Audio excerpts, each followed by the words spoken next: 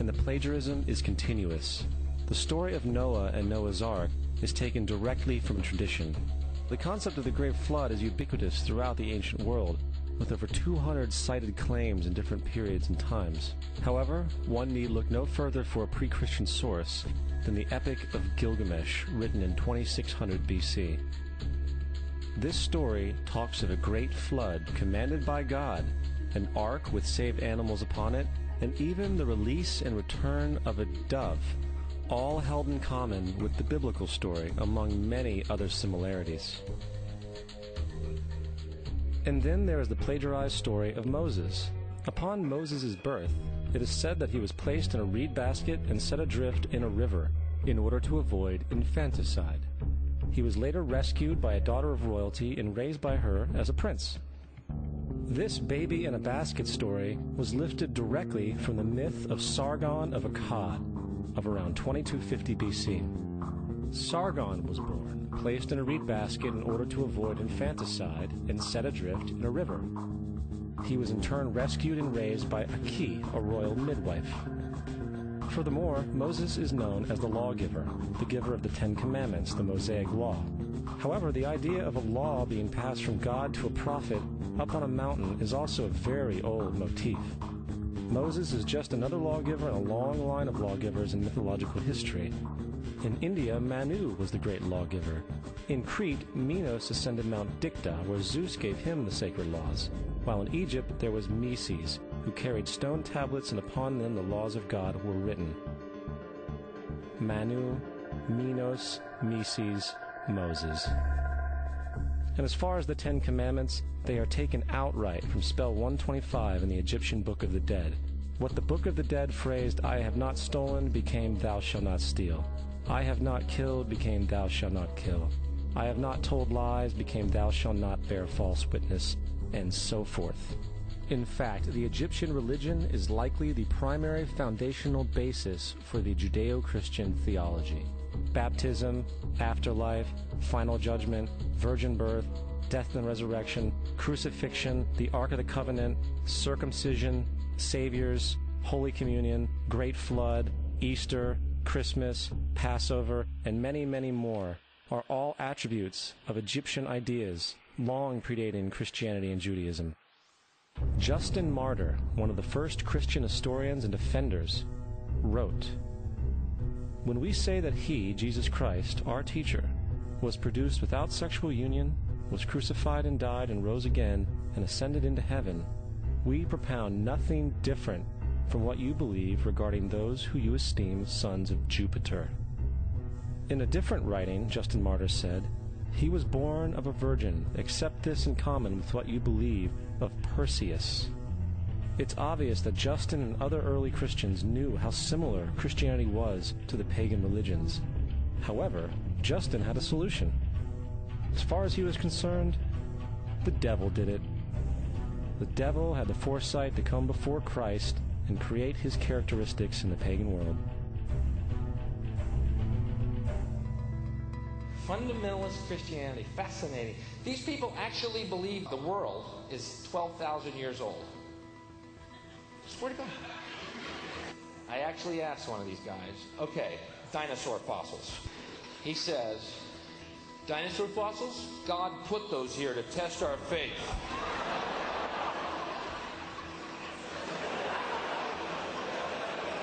I think God put you here to test my faith, dude.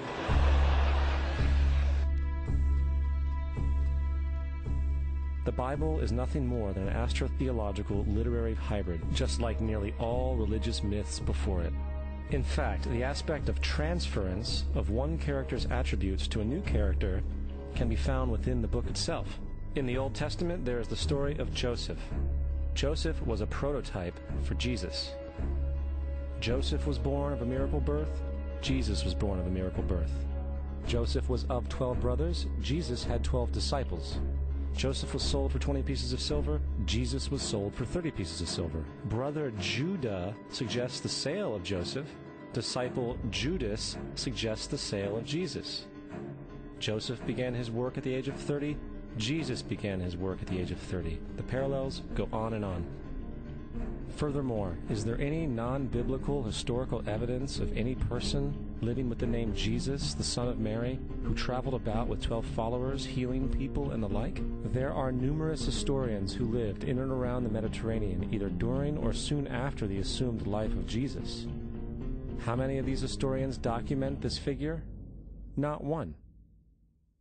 However, to be fair, that doesn't mean defenders of the historical Jesus haven't claimed the contrary. 4 historians are typically referenced to justify Jesus' existence. Pliny the Younger, Suetonius, and Tacitus are the first 3. Each one of their entries consists of only a few sentences at best, and only referred to Christus or the Christ, which in fact is not a name but a title. It means the Anointed One. The 4th source is Josephus, and this source has been proven to be a forgery for hundreds of years. Sadly, it is still cited as truth. You would think that a guy who rose from the dead and ascended into heaven for all eyes to see and performed the wealth of miracles acclaimed to him would have made it into the historical record. It didn't, because once the evidence is weighed, there are very high odds that the figure known as Jesus did not even exist.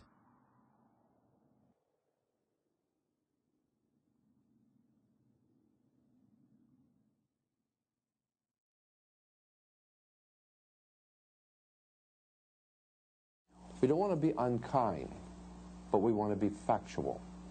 We don't want to cause hurt feelings, but we want to be academically correct in what we understand and know to be true. Christianity just is not based on truth. We find that Christianity was in fact nothing more than a Roman story, developed politically.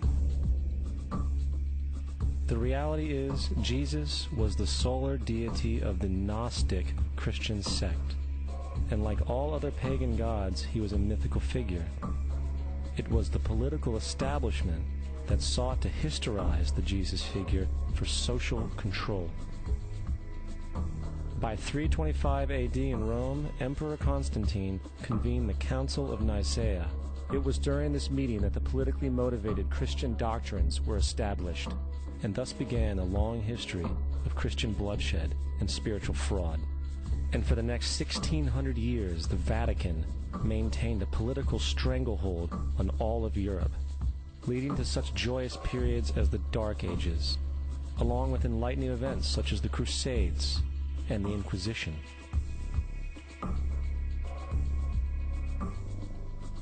Christianity, along with all other theistic belief systems, is the fraud of the age. It serves to detach the species from the natural world, and likewise each other. It supports blind submission to authority.